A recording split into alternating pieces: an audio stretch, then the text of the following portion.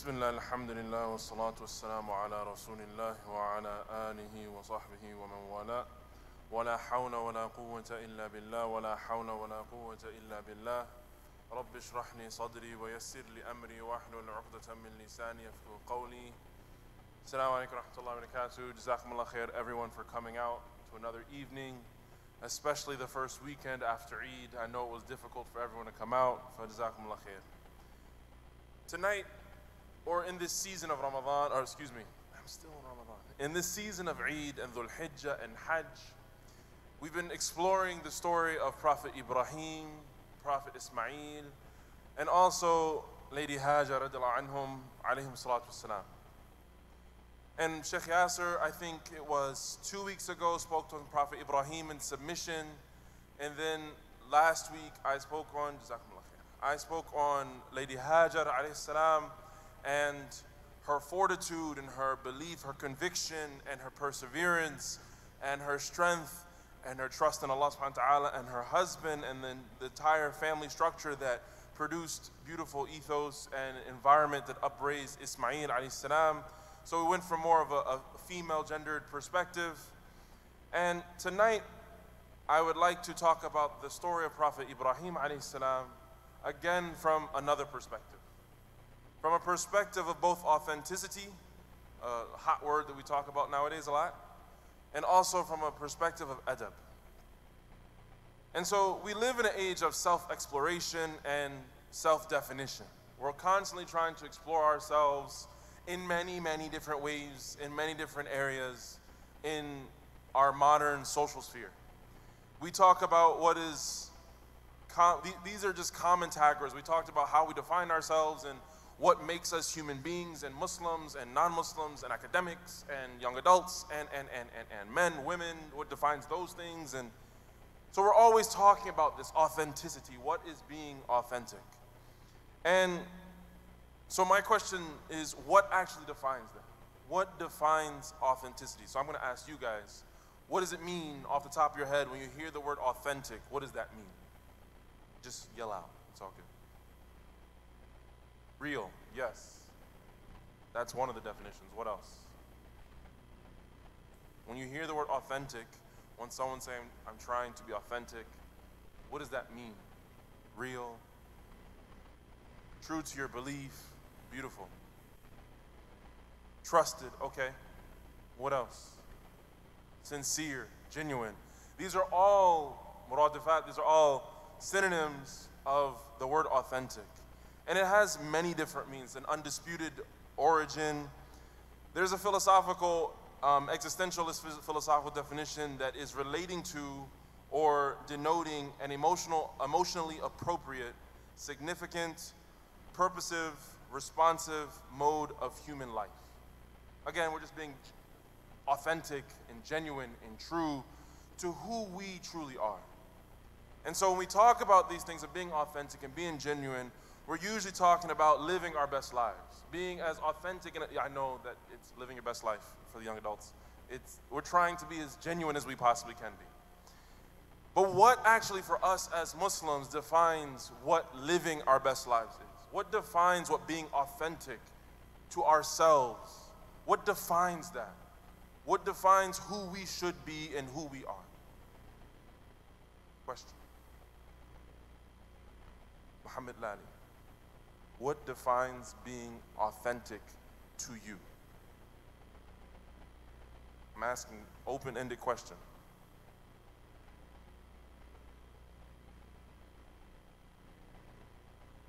We'll come back to you. Any of the sisters? What defines, what is our I forget the French word, whatever, the mode of how we actually conduct ourselves. What defines that? And what makes us authentic? Our actions. What defines what our actions should be or shouldn't be? Doing things for Allah, Quran, Sunnah, beautiful. None of these things are wrong, they're all right. But now how does that translate into how we actually live it? Because it's one thing to know I should live according to Quran and Sunnah. We all say these things in our day-to-day lives. But how do we know how to impact that? How do we know to do and live a way that's actually pleasing to Allah subhanahu wa ta'ala? And how does that translate into us actually living authentically as human beings or as Muslims? So Prophet Ibrahim alayhi salam, his entire story was a story of authenticity, of him being the best person he could be, even despite of the many things that were happening in his personal life at that time. So very early on in his story, he's giving da'wah to different people and different areas in his life. So he starts off giving da'wah to his father, the closest to him. And he says, Ya abati, lima ta'budu ma la yasma' wa la yubsir wa la yughni anka shay'an. Ya, oh my father, why do you worship something that doesn't hear, it doesn't see, and will not benefit you at all? And so this is how he started, going against the closest person to him. And I want you to think of it from a young man's perspective, living not only a young man and the relationship between a young man and their father and how impactful that is in their upbringing, in their life, in their development, but also a young man in a very patriarchal society. We're talking 2,000, 3,000 years ago. So going against your father's word, even 50 years ago, was a major thing. And to question your father's not just authority, but his thought process and how and why he's making these decisions was a major thing. And Ibrahim alayhi salam knew that Allah subhanahu wa ta'ala was Rabbul Alameen, was his Lord and Creator. He believed these things with so much conviction that he felt obliged and obligated to have a conversation with his father about who he's worshiping. But how did Ibrahim do that? How did he conduct himself when trying to be authentic? Did he just merely come in his father, yo pops, why you doing this? Did he just go to his father, you're dead wrong, how could you do that? You're stupid, it's illogically, it doesn't make any sense, it's nonsensical. What did he say? Ya abati, which in a modern translation could probably mean daddy. Oh my father. But oh my father is even not affectionate enough. He's like daddy. How are you worshiping something doesn't hear and doesn't see? He's asking a question with immense adab, with immense care about how his father is going to receive what he's saying. And he's also trying to appeal to his senses. He's also trying to appeal to logic and how his father understands these things. If you're worshiping it, it doesn't hear, it doesn't see, and it will not benefit you at all, how could you worship something like this? And the conversation between Ibrahim and his father is in many places in the Quran, and he goes into many different things. So this is how Ibrahim first came to his father. Going against the social norms, going against what he knew to be correct, being authentic to what he believed, but also doing this with profound adab. Doing it in a way that has, excuse me, doing it in a way that has a lutf, has an ease, a gentleness, a kindness to it, that inshallah, that his hope was that it would endure his father's senses and love and enable him to worship Allah subhanahu wa ta'ala. So, how is it that we now, setting this tone of how we're supposed to live our lives, or trying to take from this prophetic story, how is it that we can try to be authentic and also be people of deep adab? And what is the connection between authenticity, iman, and our adab, in our character, in our modus, our character, for lack. You can't even translate adab, but our character, for lack of better words. What connects these three together? Belief, authenticity to who we truly are, and having good character and having good adab. Do we believe that Allah subhanahu wa ta'ala is the most gracious, the most merciful? Yes or no? Alhamdulillah. Muslim audience is like, I don't know. Yes, we believe Allah subhanahu wa ta'ala is the most gracious, the most merciful. And this is how, whenever we're going to think about Allah subhanahu wa ta'ala, this should be the first thing that comes to our mind. That Allah is the most gracious, most merciful, and nothing compares unto Him. And so, it teaches us to live in a way that is pleasing to Allah, as the sister mentioned earlier. Being authentic is living a lifestyle that is actually something that Allah subhanahu wa ta'ala will be pleased with us. Why? He created us. And if our Creator is telling us to do certain things, then inherently these things are good for us. then inherently these things are going to be beneficial to our lives and how we should conduct ourselves. So authenticity in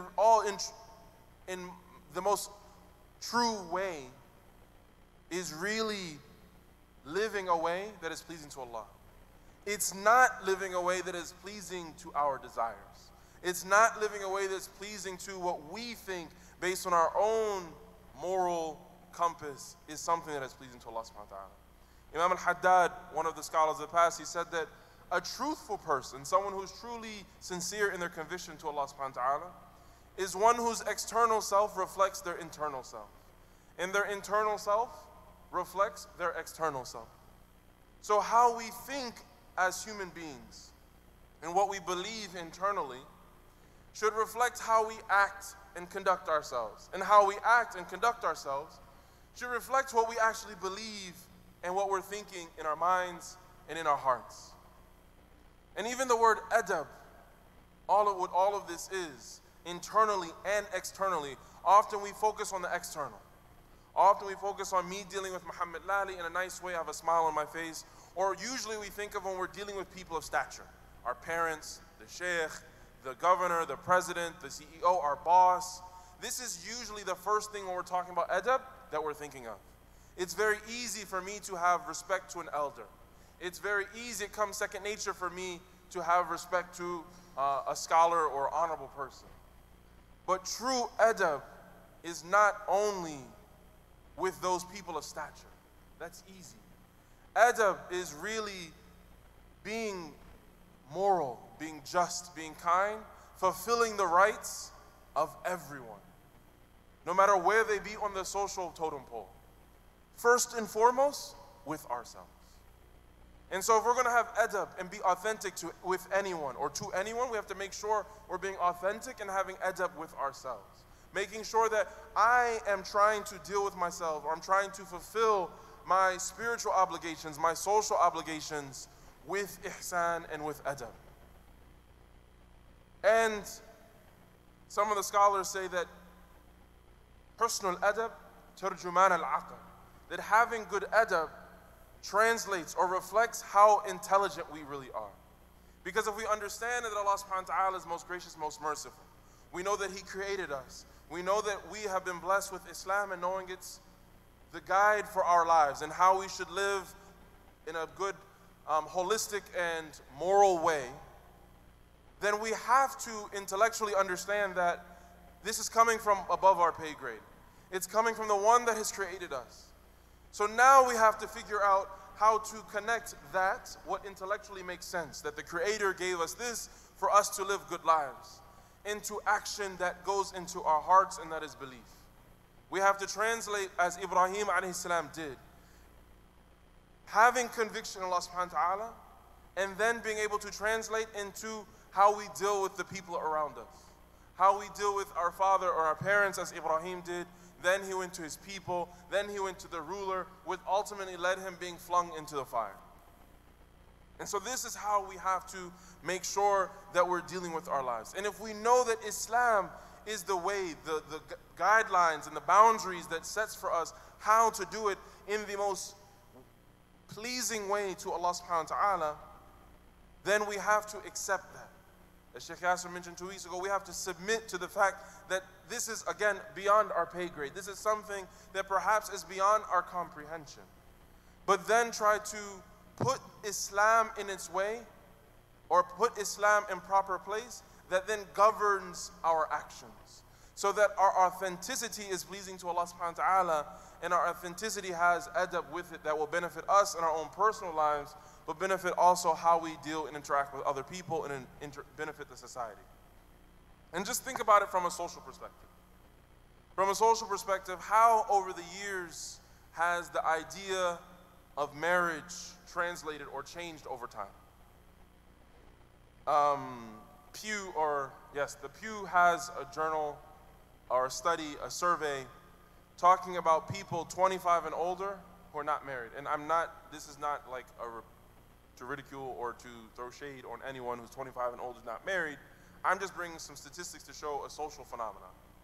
So in the 1960s, 10% of only 10% of people above 25 were married, of men, and 8% of women.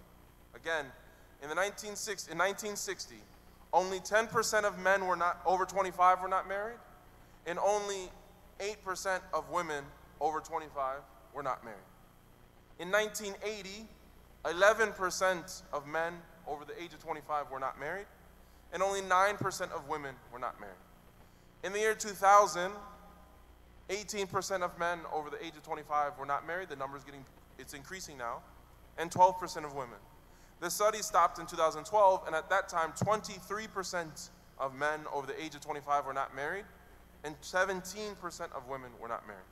Now, granted, there are many different social phenomena and why that is. We have internet, there's more people, and our tastes have changed, and we're exposed to larger societies. Our tribes have gotten bigger, and so now we have more option, which gives us anxiety and social overload. And there are many, many different reasons. But we do know that people are less likely to get married. So then what does that do from a societal perspective? People still have needs, obviously.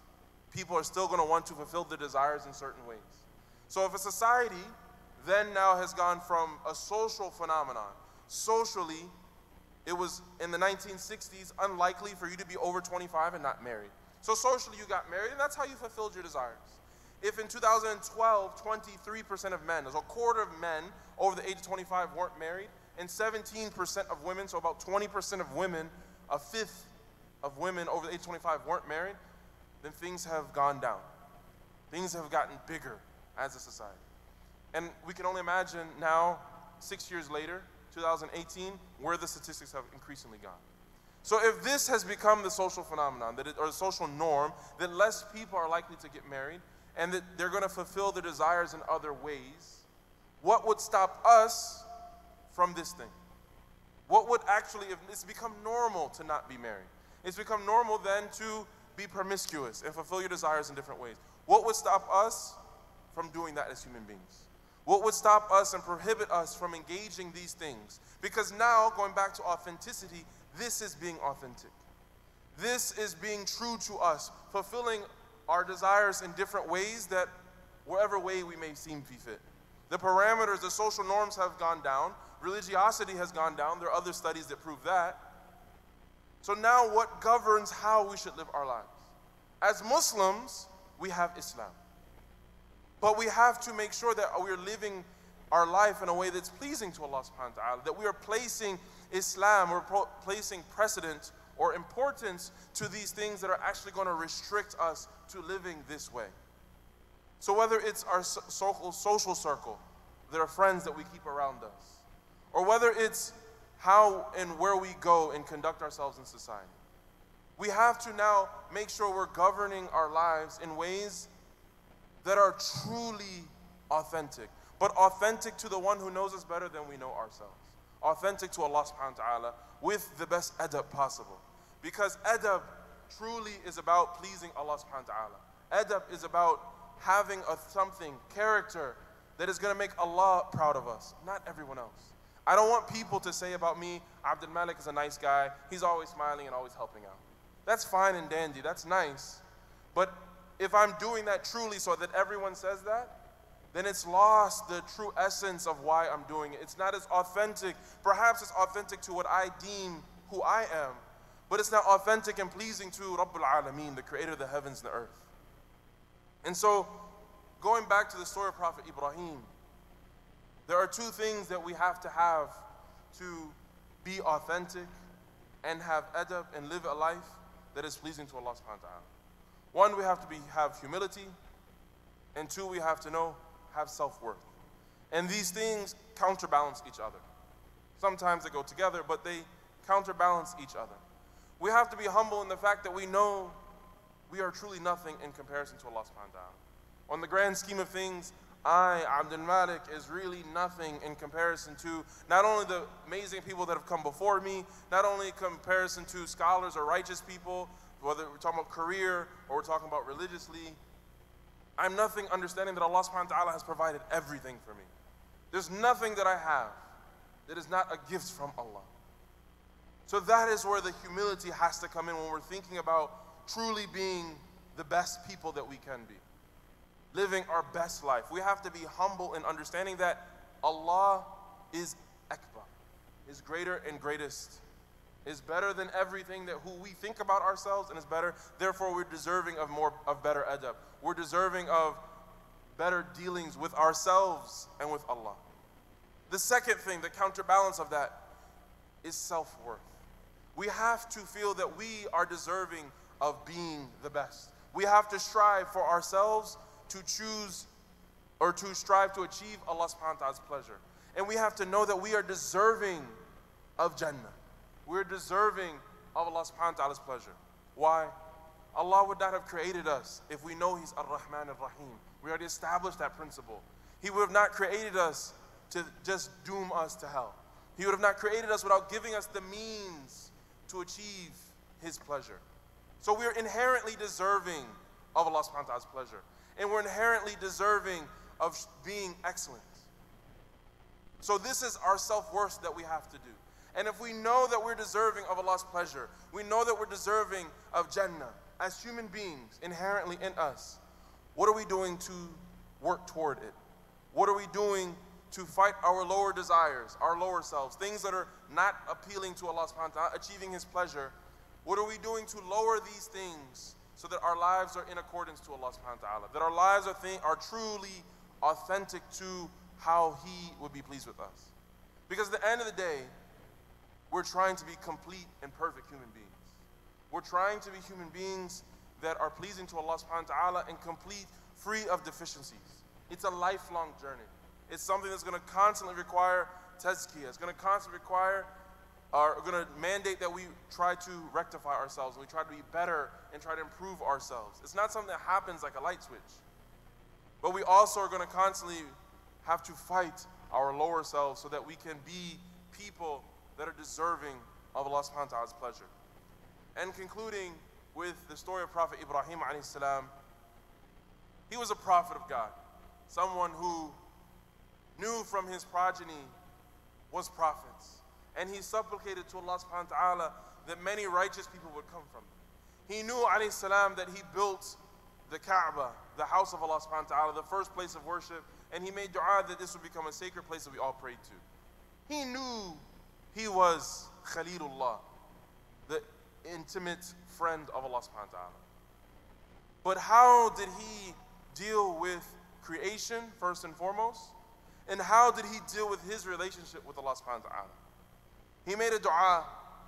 Allah subhanahu wa ta'ala says in the Quran, وَإِذْ قَالَ إِبْرَاهِيمَ رَبِّ اجْعَلْ هَذَا الْبَلَدَ آمِنًا وَارْزُقْ أَهْلَهُ مِنَ الثَّمَرَاتِ وَمَنْ آمَنَ مِنَ الثَّمَرَاتِ مَنْ آمَنَ مِنْهُمْ بِاللَّهِ وَالْيَوْمِ الْآخِرِ. He made a dua to Allah subhanahu wa ta'ala. He said, "Oh Allah, make this land secure and provide with produce those of its people who believe in God in the last day." So after knowing he is, for lack of better words, the man, he is Khalilullah, the friend of Allah subhanahu wa ta'ala, he still made dua for other people. He didn't suffice himself with just, "Oh Allah, give me Jannah, make my situation better, make things." He was concerned about other people. Again, adab. It wasn't just about himself, it was about other people. But he continued on. Allah subhanahu wa ta'ala said to that, "And for those who believe, I will grant them enjoyment for a short while, and then subject them to the And for those who believe, I will grant them enjoyment for a short while. For those who disbelieve, I will grant them enjoyment for a short while and subject them to the torment of hell." And then Ibrahim and Ismail built the Kaaba, and then he made another dua. He said, "Oh Lord, make us devout to you." This is the shahid right here. "Oh Lord, make us devout to you. Make our descendants into a community devout to you. Show us how to worship and accept our repentance, for you are ever relenting and most merciful. O Lord, make a messenger of those rise up from amongst you who recite your revelation to them and teach them the scripture and wisdom and purify them. You are the mighty, the wise." So Ibrahim, knowing that he was living his best life, he was being the best he could possibly be, knowing that he was being true to Allah subhanahu wa ta'ala, still didn't suffice with himself. He had not only adab with how he dealt with people, his father, his people, the ruler, his wife Sarah, when he dealt with her in Egypt, his wife Hajar, and how he obeyed Allah's command in leaving them in Mecca, his son Ismail, and how he fulfilled the command of Allah subhanahu wa ta'ala. He then made dua for everyone else. He said, oh Allah, make us devout to you. He's not sufficed with how he's doing. He's not just saying, you know, I achieved a special way, that's good enough. He said, make us devout to you. And make our descendants into a community devout to you. Meaning he wanted not only for his children to be righteous, but the surrounding that they were growing up in, all of them be righteous. He's making dua not just for his progeny, but for everyone. And then he said, show us how to worship and accept our repentance. He knew that Allah subhanahu wa ta'ala is the one who controls all things. He knew that Allah is the one who is deserving of our praise, and he will teach us, being Al-Akbar, how to worship him in all reality. And so this is how he negotiated his relationship with Allah subhanahu wa ta'ala. Though he knew he was the best at his time. Though he knew he was Abul Anbiya, he was Khalilullah. And so we ask Allah subhanahu wa ta'ala to allow us to live our best lives, lives that are truly pleasing to him, and lives that are authentic to not only what we think and deem to be the best that we can be, but that are authentic and pleasing to Allah subhanahu wa ta'ala. We ask Allah subhanahu wa ta'ala to make us people who have profoundly beautiful adab, beautiful with those who are above us, beautiful with those who are beneath us, beautiful with our people, our peers, beautiful at all times. Allow our thoughts to be beautiful, our internal states to be beautiful, our hearts and our desires to be beautiful, and make our actions be even more beautiful. And we ask Allah subhanahu wa ta'ala to make us a people who worship him and are thoughtful and mindful of him at all times. Ya Allah, Ya Kareem, you know that we do not have the ability, we are deficient as human beings to worship you at all time. So forgive us of our shortcomings and allow us to orient ourselves in a way that is pleasing to you. وَأَقُولُ قَوْلِ هَذَا وَأَسْتَغْفِرُ اللَّهِ وَلَكُمْ وَلِسَائِرِ الْمُسْلِمِينَ وَأَسْتَغْفِرُهُ وَأَتُوبُ إِلَيْهِ. I open the floor for questions, comments, critiques.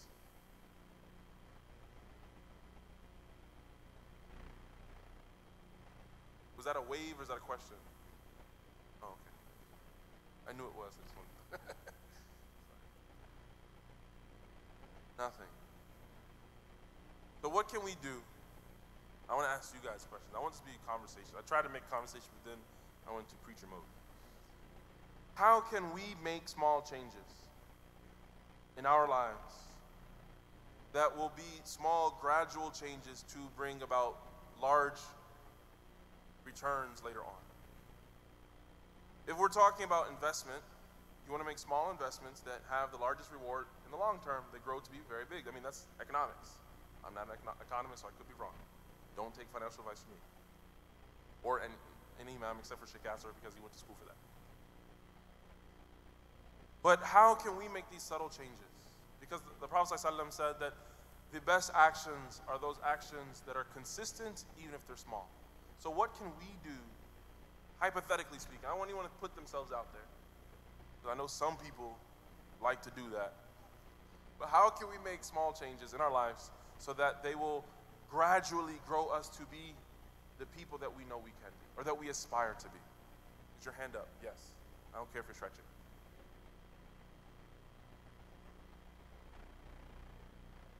Why? What return is that going to have? Why is that going to make us better people?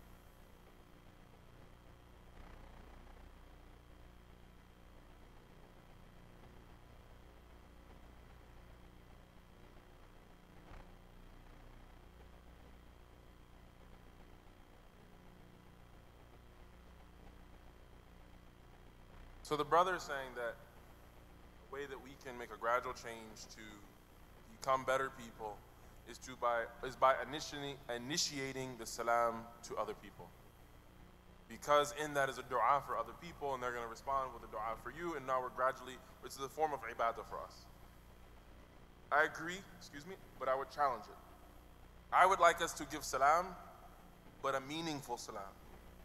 Not just like Assalamu alaikum or whatever culture we say with our salam, but actually saying salam meaning may peace be upon you, or may the peace and blessings of Allah be upon you. Why? That's going to have immediate results. If I greet you saying, may the peace, being mindful or intentional about that, now I'm wishing goodness upon you. How can I now come to you like wanting to beat you up, like Assalamu alaikum akhi, but like being like, may the peace be upon you. It's like, peace be upon you, but it won't work together.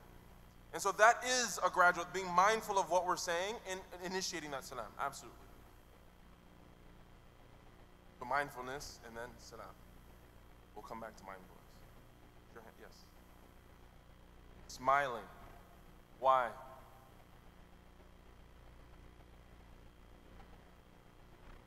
Does it always? What if you said something like, So you're saying a genuine, authentic, a true smile. Now why is it, so what is the benefit of smiling?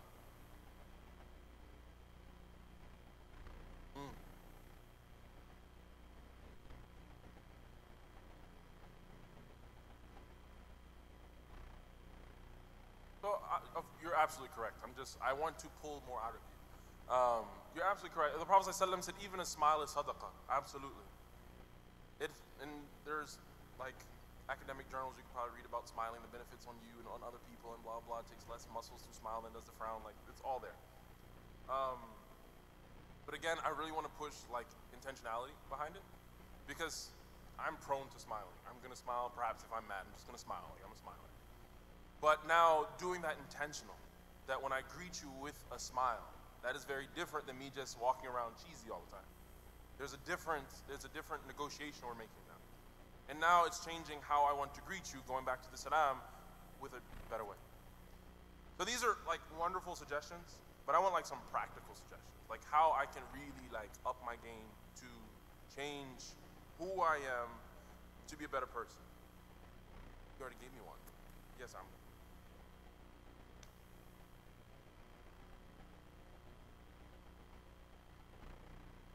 Okay, I thought you were like giving a jab at us young people for a minute, but you said kindness to the young, so you equaled it out. Yes, being respectful to the elders and having kindness to the young.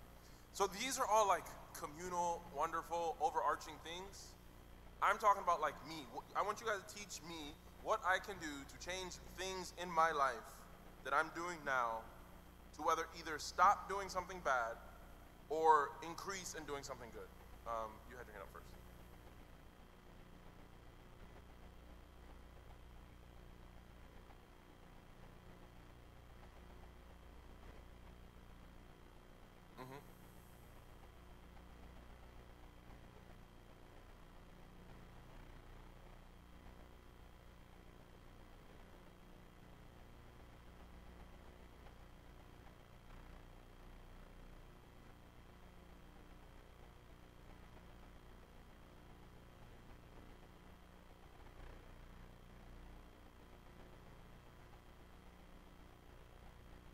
So what I'm hearing is two things.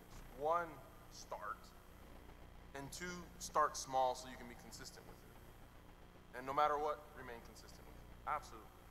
And these are things that we can do in our own daily lives. I want to, let's say, read Quran. I'm going to read like a quarter of a page, 4 lines, or whatever the math is.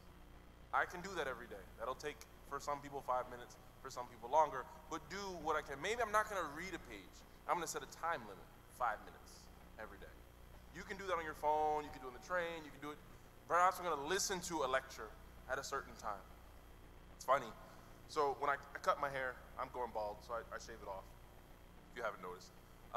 Whenever I cut my hair, I used to just sit there and cut my hair. But then I said, khalas, I'm going to like try to use this time for something beneficial, so now I put on a lecture. And now this, whatever, I'm not going to tell you how long it takes me to cut my hair, but now it's become second nature. So if I start cutting my hair without having a lecture on, then my whole experience changes. And so now it's become a habit that cutting my hair triggers, let's listen to a lecture. And then I can listen to a lecture and then prepare tonight's Halaqa while I'm cutting my hair because I've conditioned myself to doing this now. And so these are small things that you can do. I'm going to put a lecture on instead of like listening to music today. I'm going to try to do something a little different. But as human beings, and I'm going to come to you, Khansa, as human beings, it requires work. It requires effort on our parts. And this conditioning is not going to be easy. It's not going to come without difficulty. But again, we're trying to condition ourselves to be less enticed by the things that are not appealing to Allah, or by our lower selves, by whether it's desires, whether it's whatever it may be. I want to achieve, as the Prophet ﷺ was, salah was a coolness to his eye. I want that. That's a personal goal. I want salah to be a meditative state for me.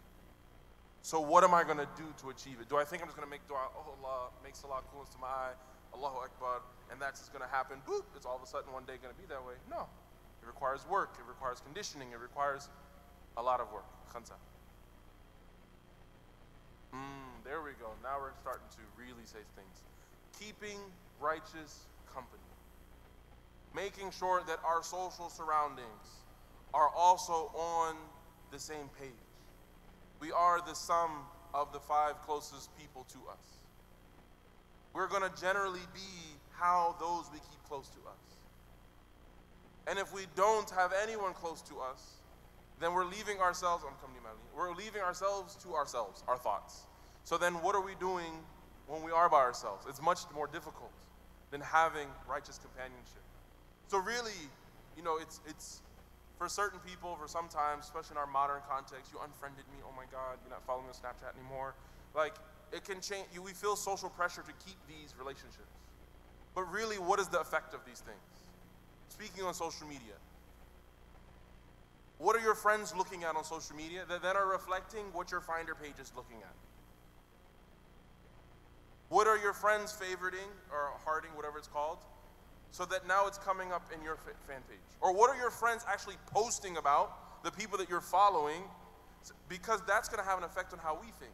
So if my friends are looking at haram things, then it's going to come up in my page. Now I'm exposed to them whether I like it or not.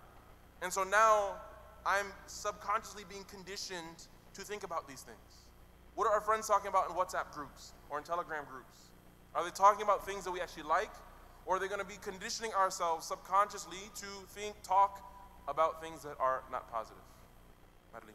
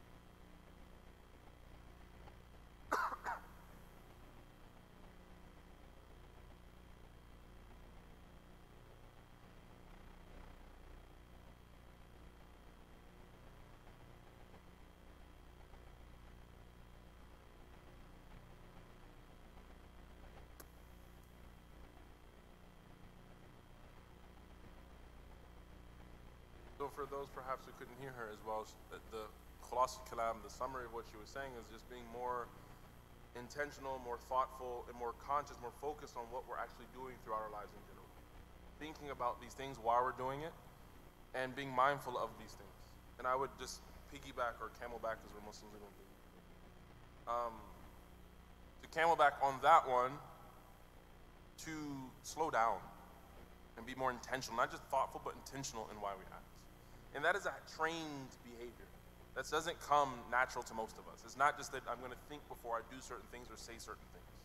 But if we can slow down to train ourselves to think before we act. Our parents always told us, think before you speak, but like actually thinking before we carry out certain actions, and perhaps the ramifications that these will have,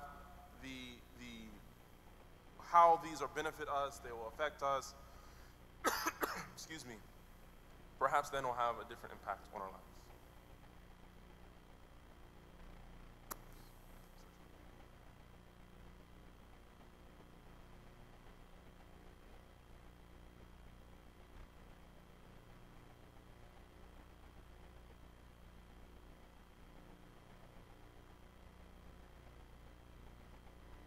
Absolutely. Being mindful, being conscious of what we're doing.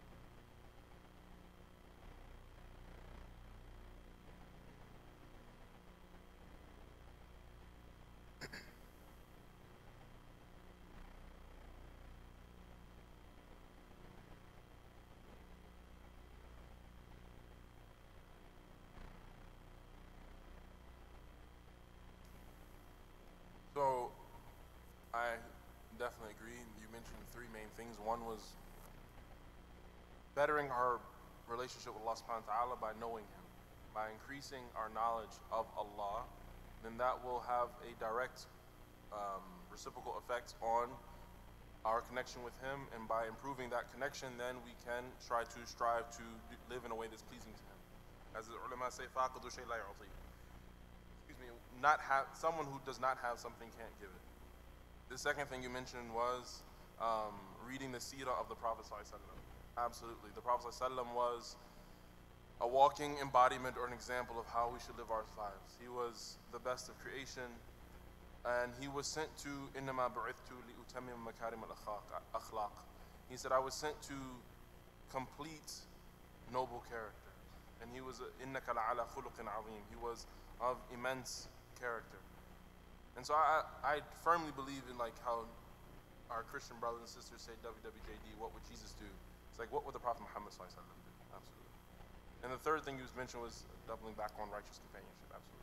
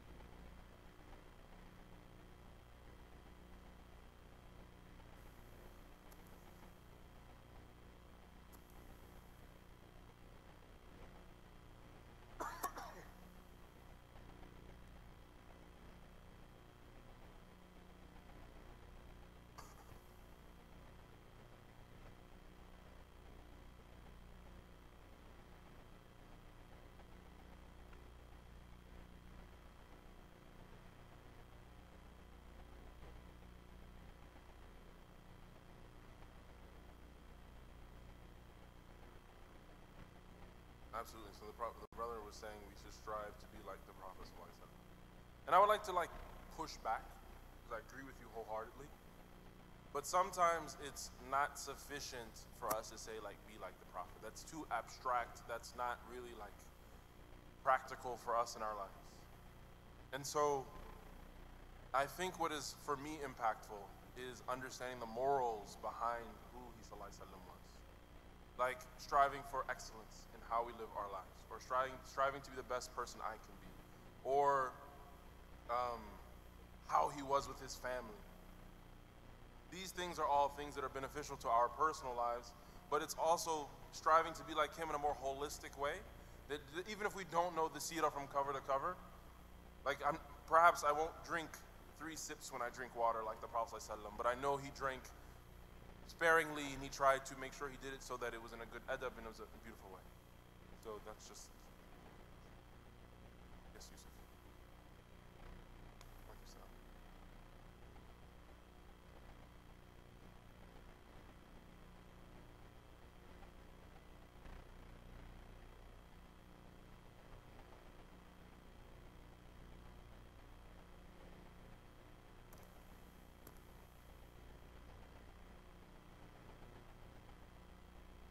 Absolutely. So Yusuf was saying be a good role model. I would like to further that one and say, ihris ala ma yanfa'ak. Be diligent in what benefits you. What are you motivated by? If you're motivated by being a good role model, be the best daggone role model you can be. If you're motivated by giving charity, give all the charity you possibly can. If you're motivated by being a parent, a father, a spouse, employee, a CEO, whatever you are motivated by, try to be the best at it. And as the Prophet ﷺ said, be diligent in that which benefits you, seek the aid of Allah subhanahu wa ta'ala, and do not tire in doing that. Go hard. Something for me, I was having a conversation with a brother yesterday, and we were talking about how this actually can be overwhelming. We're really just thinking about always trying to be authentic to who we are and making our authenticity pleasing to Allah subhanahu wa ta'ala, and how there are different realms in which this works in. Because Because I'm visual, so I explained that like I want to be the best overarching, like I want to achieve Jannah, please achieve Allah's pleasure. That's like one circle. But in that we have other circles, like I want to be the best in my career. I want to be the best husband. I want to be the best father. These are different circles, but all of them are trying to get to the overarching goal of pleasing Allah subhanahu wa ta'ala. And so this can become overwhelming, to think that we always have to perform. We always have to be the best at everything that we can do. We have to understand as human beings that we're deficient, and that we can never always perform at our peak. And that even those saints and sages and righteous people that came before us, the scholars and the Sahaba and the companions, they still had difficulties in different aspects of their lives. Not everything was perfect. Umar ibn Khattab had problems with his wife. They bickered back and forth. So much so when another companion came to complain about his wife, he heard Umar's wife giving him some difficulty and walked away. Umar was like, hold up, what's going on? He's like, listen, man, I can't complain about my wife giving me hell, but you know, your wife's giving you hell, so I'm a roll. And Umar was like, no, she's good to me, she takes care of me, she cleans, she cooks, like she's a beautiful person, this is just my challenge, like it's all good. Everyone has deficiencies. Everyone has their challenges in life. And I'm sure the same thing goes for the Sahabiyat and their husbands. Think about Darda and her husband dying, or Salama, traveling, her husband dying and not being there, or Darda when Sufyan came to her house and she said in a beautiful way, your friend has no desire for this dunya, meaning he doesn't really give me the nicest clothing. That was a difficulty, but how she oriented herself for that was what made the adab that she had and her orientation to that is what made that difficult time a means to grow. Is what made that difficult time something that she was able to grow from. So she didn't just badmouth her husband, as Ismail's wife first did. When Ibrahim came back and he said, how's your husband? Oh man, he don't do this, he don't do that. And Ibrahim said, tell him to change his doorstep. Tell him to change his front door, which was a metaphor so that Ismail knew that she wasn't a good wife. But then when he came back and his wife was having the difficulties, but she spoke about it in a much more adabi, in a more beautiful way, Ibrahim told her, no, that's, alhamdulillah, you've chosen well this time. We will have difficulties, inherent as being human beings, whether it's in our personal lives, whether it's in career, whether in every realm of our lives. Now, this can become incredibly overwhelming, but know that we will fail, but we have to try again. And Allah subhanahu wa ta'ala knows that inherently as human beings, we are going to fail. But we have to be able to try to take all of these situations, the good and the bad, the difficult and the easy, and flip them into growth opportunities for us. To turn these difficult situations and figuring out what is going on internally right now. How am I feeling? How is this something that I can use to grow closer to Allah subhanahu wa ta'ala? Is this really about me right now? Or is it someone is doing you wrong, or someone is angry with you and they're always giving you hell, so now when they're going through this difficult time, they're really giving you a hard time? Is the first thing that comes to your mind your own ego? I'm tired of you doing this, you're always giving me a problem, so now you want to be responsive, you want to be angry and upset. Rightfully so.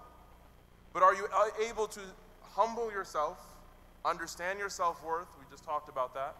But know that perhaps this person has suffered some trauma or some difficulty in their lives that has made them want to be this way. Perhaps this person has been socially conditioned to respond this way, and that's why they're giving you this way. Perhaps they had a bad day. Perhaps it's a bunch of different things. This now is going to have a direct impact on how we respond and deal with that person. I'm not now going from a place of anger and ego to a place of empathy, care, and concern. So this is something that we can do. And we can talk about what we can do to have direct impact and change in our lives until tomorrow. And there's people probably here in this room that are better than me at talking about that. But the khulasul kalam, the summary of everything we talked about, is that we all have difficulties, but in reality, Allah subhanahu wa ta'ala knows what's best for us. And He has blessed us to be Muslims by giving us a religion that has already set the parameters for us. But it's going to be very difficult for us to uphold these parameters. Why? Because we have desires and we have inclinations and we have thoughts that we have to fight to overcome that. But fighting these things is a part of achieving Allah subhanahu wa ta'ala's pleasure. Putting barriers in place, putting different things in place that will enable us to live a life that's authentic to who we are, but more importantly, authentic to what Allah wants us to be, will actually help us to grow as human beings, to be better people. So may Allah subhanahu wa ta'ala make it easy for us all. Anything that I said was correct was from Allah and Allah alone. Anything I said was incorrect was from myself and shaitan. وأقول قولي هذا واستغفر الله لي ولكم ولسائر المسلمين واستغفروه واتوبوا إليه.